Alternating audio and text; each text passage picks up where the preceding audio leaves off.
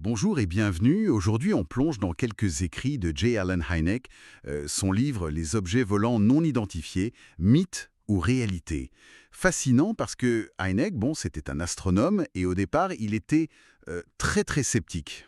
Absolument. Et ces textes, ils nous montrent bien son évolution, en fait, et sa tentative, comment dire, de mettre un peu d'ordre dans un phénomène assez déroutant. L'idée, c'est de voir l'essentiel de sa méthode, de ses critiques aussi, à partir de ce qu'on a là. Oui, il raconte lui-même qu'au début, il rigolait un peu de cette épidémie de soucoupes volantes, hein. Il pensait pouvoir balayer ça facilement avec la science, la méthode scientifique. Il voulait lutter contre ce qu'il appelait l'anti-science. C'est ça, mais l'expérience de terrain l'a visiblement transformé. Et ce qui est très fort, je trouve, c'est sa critique de ce qu'il appelle la science, avec un grand S. Une sorte d'idole intouchable pour certains, qui rejette d'emblée tout ce qui ne rentre pas dans les cases connues. Ah oui, hein. Il cite même un philosophe, Thomas Goodger, qui dit que refuser d'examiner des faits empiriques vraiment nouveaux, ça bloque la science, tout simplement. C'est un point crucial, ça, non? Il dit que notre savoir, au fond, c'est juste une goutte d'eau face à un immense océan d'ignorance. Donc, rejeter les ovnis sans regarder, c'est peut-être juste un manque d'imagination scientifique. Essentiel de le rappeler ici. Et il met aussi beaucoup l'accent sur les témoins. Il remarque que même si, bon, leurs descriptions sont parfois un peu naïves, hein, il donne des exemples comme parole d'honneur de scouts, leur vécu, lui, est souvent très réel, très fort, parfois même traumatisant. Mhm. Il dit même que les ados sont parfois de meilleurs témoins, parce qu'ils ont moins d'idées préconçues, moins de filtres. Oui, c'est intéressant ça.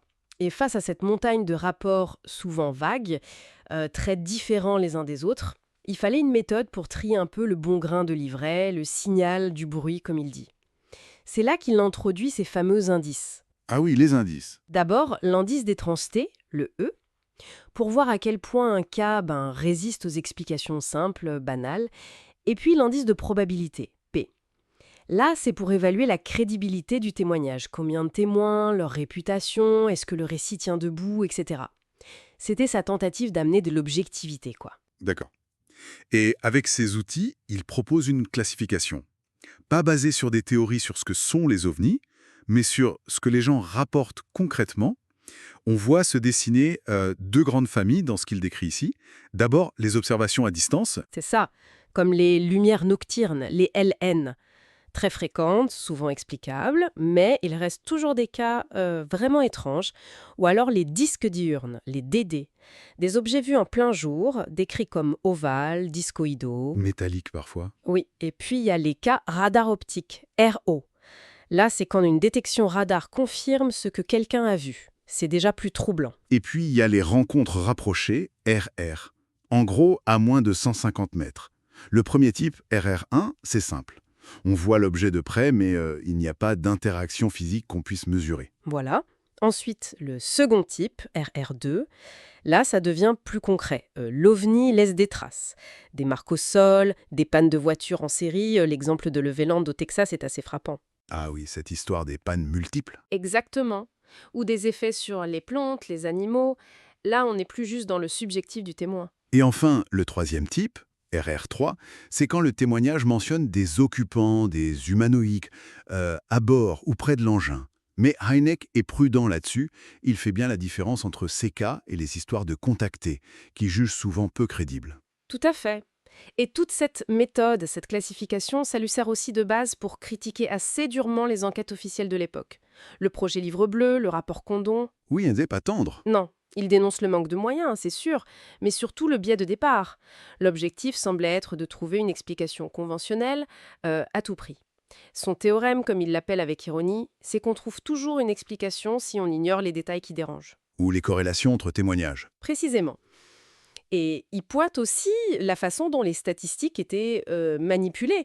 Les cas probablement ou possiblement expliqués devenaient juste expliqués. Et ceux classés renseignements insuffisants étaient comptés comme résolus aussi. Ça gonflait artificiellement les chiffres. L'affaire Spao-Renef dans le comté de Portage, se l'avait marqué, non? Ces policiers crédibles dont le témoignage a été balayé. Oui, identifiés à tort comme Vénus ou un satellite, avant que ça ne soit réfuté, ça illustre bien le problème pour lui. Alors, face à ça, ce qu'il propose, c'est une approche complètement différente. C'est-à-dire? Des instituts de recherche indépendants, si possible internationaux. avec des équipes formées qui peuvent aller vite sur le terrain pour enquêter, collecter des données standardisées, quantitatives, et surtout analyser statistiquement l'énorme masse de rapports déjà existants pour chercher des motifs récurrents, des régularités. C'est la seule façon, selon lui, de déterminer si on a affaire à de nouvelles observations empiriques qui valent le coup.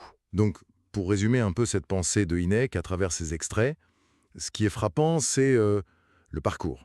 Le sceptique qui devient enquêteur prudent. Sacrifique d'une certaine science un peu dogmatique, et puis sa méthode, sa classification pour essayer d'y voir plus clair. Ça donne une perspective, une structure sur un sujet très controversé.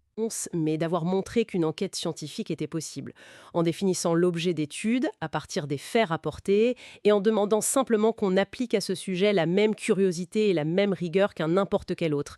Il demande juste d'ouvrir les yeux et d'appliquer la méthode. Et pour finir, une petite question qui prolonge sa réflexion. Si Hynek avait raison, si notre science actuelle n'est qu'une étape, quelles pourraient être les observations véritablement nouvelles d'aujourd'hui? Peut-être celles qui sont un peu en marge, un peu ignorées, qui mériteraient qu'on s'y intéresse sérieusement et qui pourraient, qui sait, déclencher les révolutions scientifiques de demain.